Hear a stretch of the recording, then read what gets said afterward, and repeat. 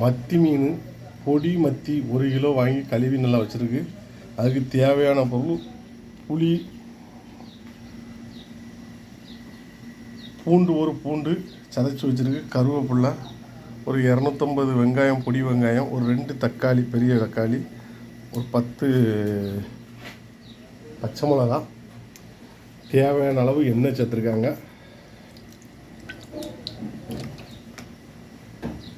வெந்தயம் இருக்குது, கடுகு எடுக்கணும், எல்லாம் நல்லா வதக்கி எடுக்கணும். எண்ணெய் காஞ்சிட்டு கடுகு சேர்த்துருக்காங்க, கருவேப்பிலை சேர்த்துருக்காங்க, அது கூடவே வெங்காயம் சேர்த்துருக்காங்க. வெங்காயம் வதங்கட்டும்.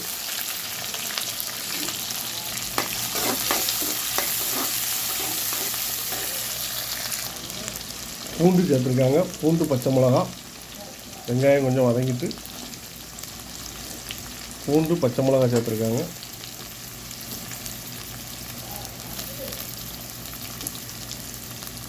நல்லா கிண்டி விட்ருக்காங்க.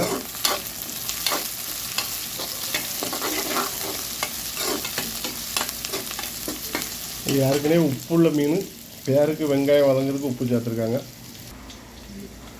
1.5 கரண்டி மல்லிப்பொடி, 1.5 கரண்டி மிளகுத்தூள், காஷ்மீரி மிளகுத்தூள், மீன் மசாலா 1.5 கரண்டி, தேவையான அளவுக்கு மஞ்சள் பொடி, வெந்தயம் ஒரு 1/2 கரண்டி.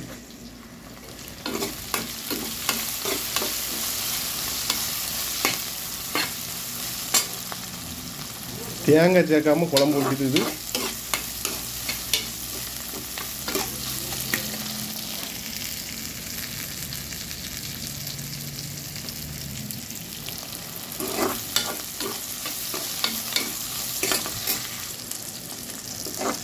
வெங்காயம் நல்லா வதங்கிட்டு இப்போ மசாலா சேர்த்துருக்காங்க. வெந்தயம் சேர்த்துருக்காங்க,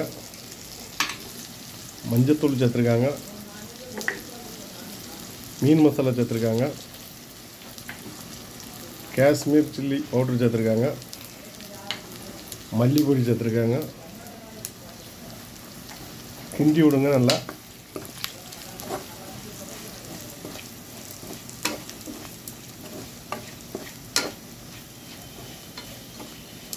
தீயை கம்மி பண்ணியிருக்காங்க. தக்காளி சேர்த்துருக்காங்க,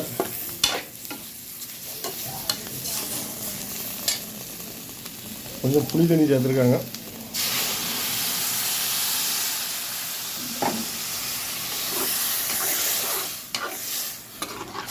தக்காளி உடையட்டும்.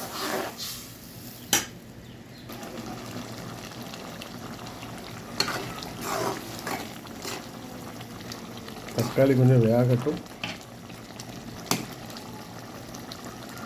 நல்லா காரஞ்சரமான மீன் குழம்பு. தக்காளி நல்லா இதாகிட்டு மீனை சேர்த்துருக்காங்க.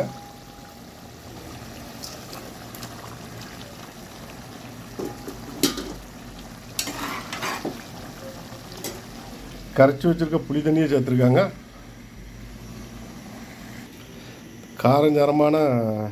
காரஞ்சாரம் புளி எல்லாம் சேர்ந்த குழம்பு. நல்லா மத்தி, பொடி மத்தி. சேனலை பார்த்துட்டு எல்லோரும் சப்ஸ்கிரைப் பண்ணுங்கள். சாந்தா சமையல். நல்லா காரஞ்சாரமான மீன் குழம்பு நல்லா வெந்துட்டு